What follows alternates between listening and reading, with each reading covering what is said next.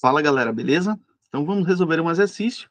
Ele é bem parecido com o exercício 35 do James Stewart, da seção 14.8, só que com R igual a 1.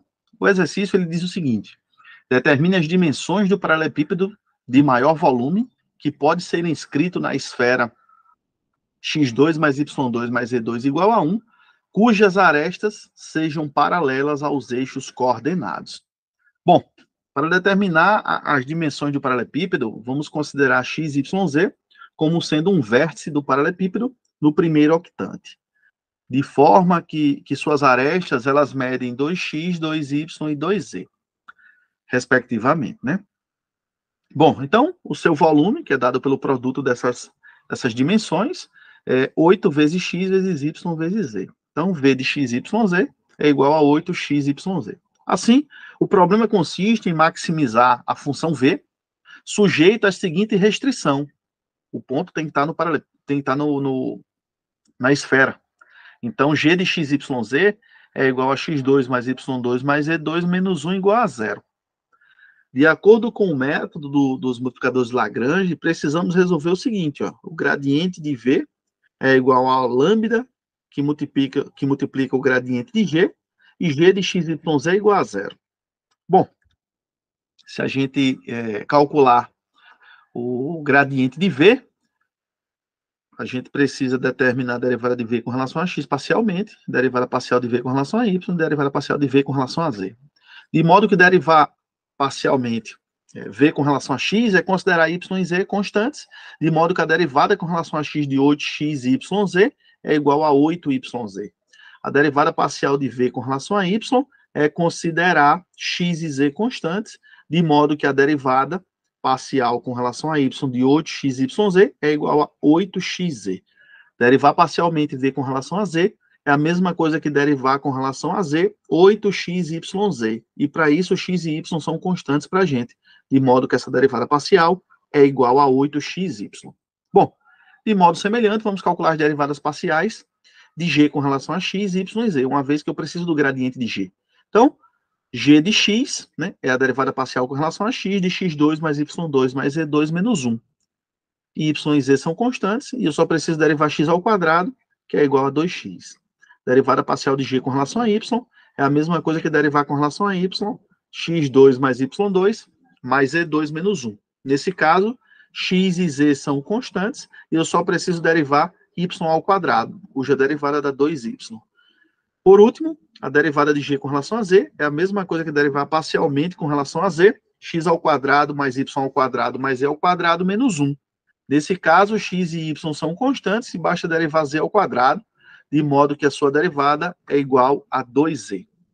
Bom, se a gente olhar para o multiplicador de Lagrange, temos que o gradiente de f ele é um múltiplo do gradiente de g e satisfaz a restrição, né? G de x, y, z igual a 0. De modo que podemos escrever o seguinte sistema.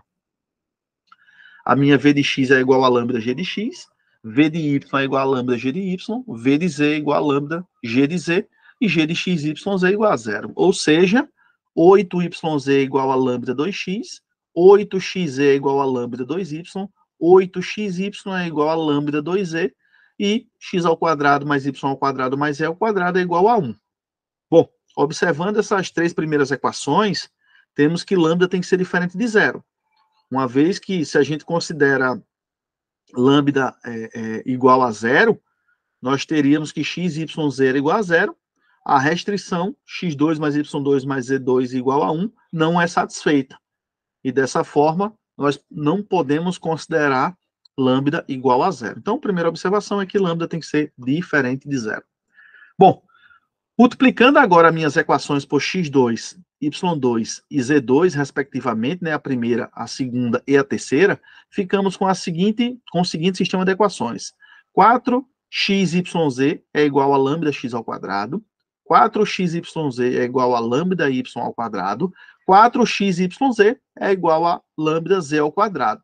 Bom, se a gente somar as três primeiras equações, obteremos o seguinte, ó, 12xyz é igual a lambda, entre parênteses, x2 mais y2 mais z2. Só que essa equação que está entre, essa parte que está entre parênteses, né, x2 mais y2 mais z2, a gente sabe que é igual a 1. por satisfazer a nossa restrição. De modo que 12xyz é igual a lambda. Portanto, lambda é igual a 12xyz, que, por sua vez, isso é diferente de zero, né?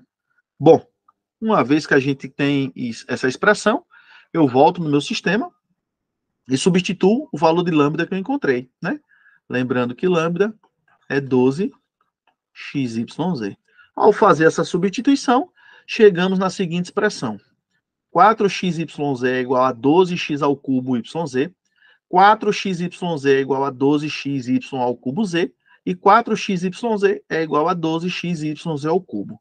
Passando esses termos do segundo membro para o primeiro, e colocando 4xyz em evidência, ficamos com o seguinte sistema.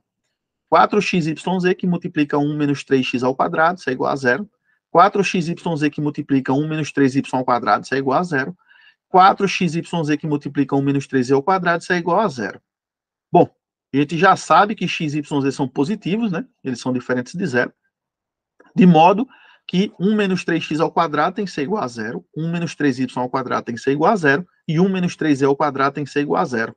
Desta forma, temos que x é igual a y, que é igual a z, e ambos são iguais a mais ou menos 1/3. Como x, y, z são positivos, então basta considerar só a solução positiva dessas equações. Então, x igual a y igual a z, igual a 1 sobre raiz de 3. Logo, as dimensões do paralelepípedo procurado são 2 sobre raiz de 3, 2 sobre raiz de 3 e 2 sobre raiz de 3, uma vez que x é igual a y, que é igual a z. E, portanto, o volume máximo é 8 dividido por 3, que multiplica raiz de 3.